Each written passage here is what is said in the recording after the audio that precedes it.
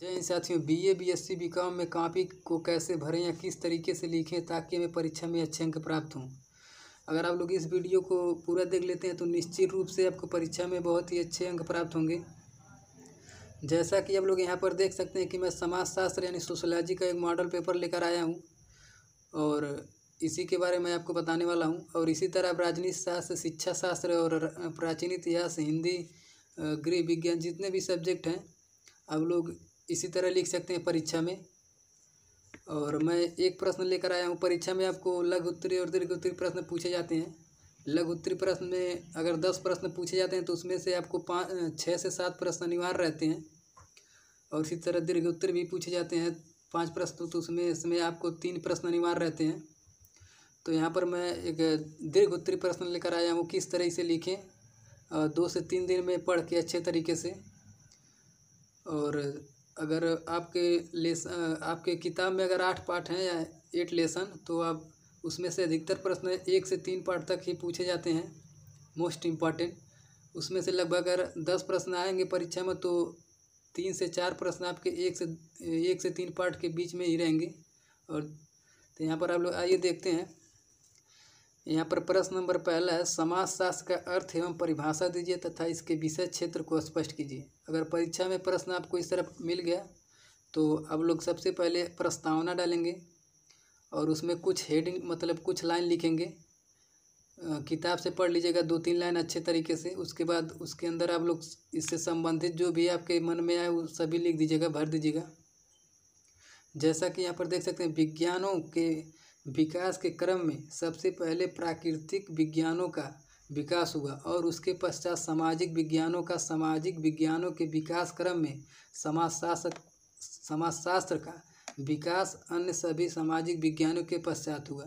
इतना आप लोग अच्छे से पढ़ लेंगे किताब से और आपके मन में जितने भी समाजशास्त्र के प्रति आए वो सभी आप लोग ले लेंगे।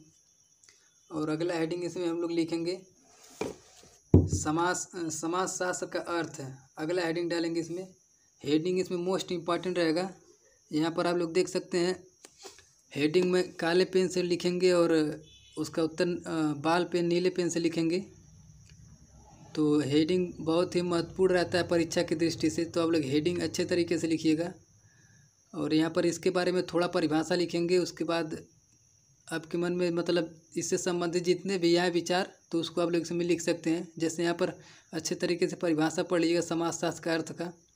समाजशास्त्र समाज का क्रमबद्ध एवं व्यवस्थित अध्ययन करने वाला सामाजिक विज्ञान है। समाजशास्त्र शाब्दिक दृष्टिकोण से अंग्रेजी भाषा के सोशियोलॉजी यानी सोशियोलॉजी शब्द का हिंदी रूपांतरण है, जहाँ सोशियोलॉजी शब्द 2 भाषाओं से मिलकर बना है। पहला शब्द है सोशियो यानी सोशियो तथा दूसरा शब्द है लॉजी,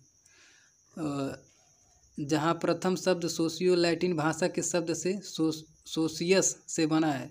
आप लोग इसे इतना अच्छे से लिखिएगा। उसके बाद आपके मन में समाजशास्त्र के प्रति जितने भी विचार हैं उसको अंदर लिख लीजिएगा।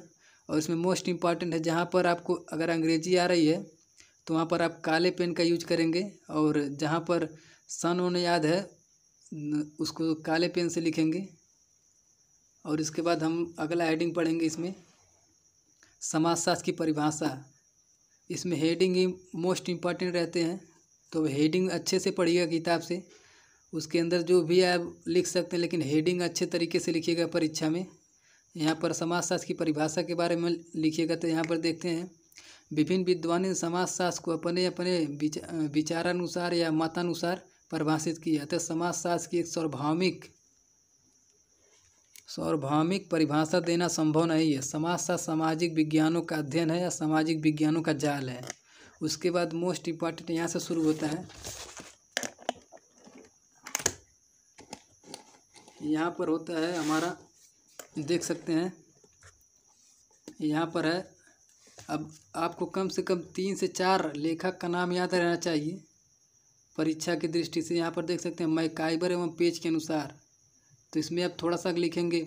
जैसे यहाँ पर परिभाषा इन्होंने दिया था, समाजशास्त्र सामाजिक संबंधों के विषय में है और संबंधों के इस जाल को हम समाज कहते हैं।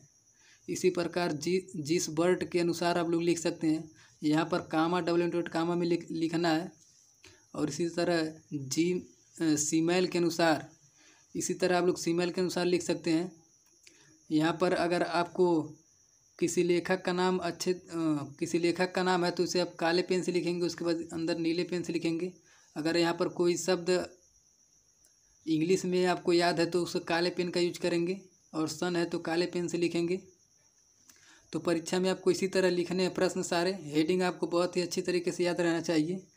प्रश्न के बारे में मतलब ज़्यादा याद ना हो भले, लेकिन उसके अंदर हेडिंग आपको बहुत अच्छे तरीके से याद रहना चाहिए।